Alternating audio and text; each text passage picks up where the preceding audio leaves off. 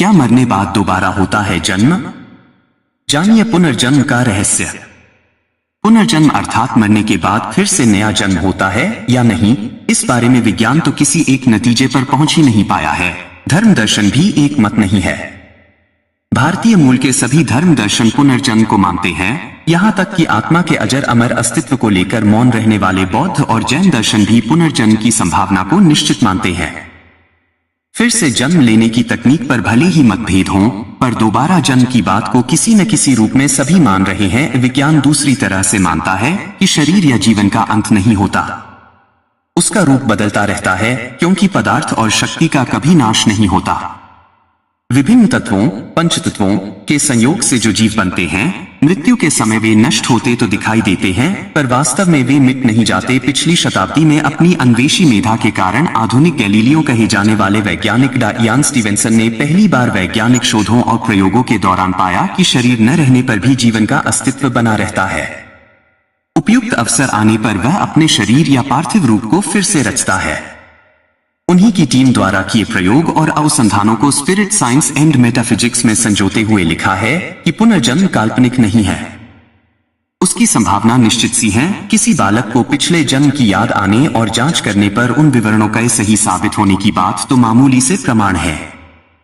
इन विवरणों में कई गप और तुकबंदी जैसे भी साबित हो सकते हैं, पर जिन समाजों और संप्रदायों में पुनर्जन्म पर विश्वास नहीं किया जाता, उनमें भी उस तरह की घटनाएं हुई हैं और परखने के बाद सही साबित हुई है।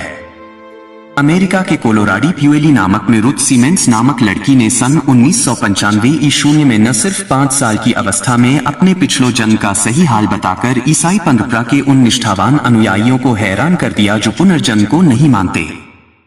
रुथ सीमेंस मोरे वनस्टाइन नामक विद्या विशारद ने अपने प्रयोग से अर्धमूर्छित करके उसके पिछले जन्म की कई सूचनाएं प्राप्त की। उसने बताया कि 1890 में आयरलैंड के कार्क नगर में उसका पिछला जन्म हुआ था। तब उसका नाम ब्राइडी मर्फी और पति का नाम मेकार्थी था। इस्तांबुल, तुर्की की विज्ञान अनुसंधान परिषद ने पुनर्जन्म की एक ऐसी घटना की पड़ताल की जो निस्संदेह पुनर्जन्म से संबंधित थी।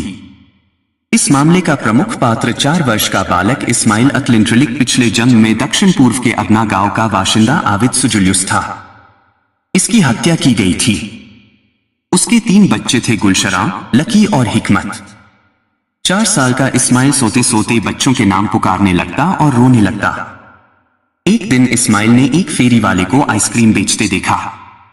उसने अजनबी का नाम लेकर पुकारा। महमूद तो साग सब्जी बेचते थे, अब आइसक्रीम बेचने लगे। फेरी वाला दंग रह गया। यह बच्चा कैसे उसका नाम जानता है और कैसे उस पिछले व्यापार की चर्चा करता जबकि उसका जन्म भी नहीं हुआ था। बच्चे ने कहा, तुम भूल गए, मैं तुम्हारा चिरपरिचित आविद हूं। कई साल पहले उसका कत्ल हो गया था। बच्चे को अदना नगर ले गए।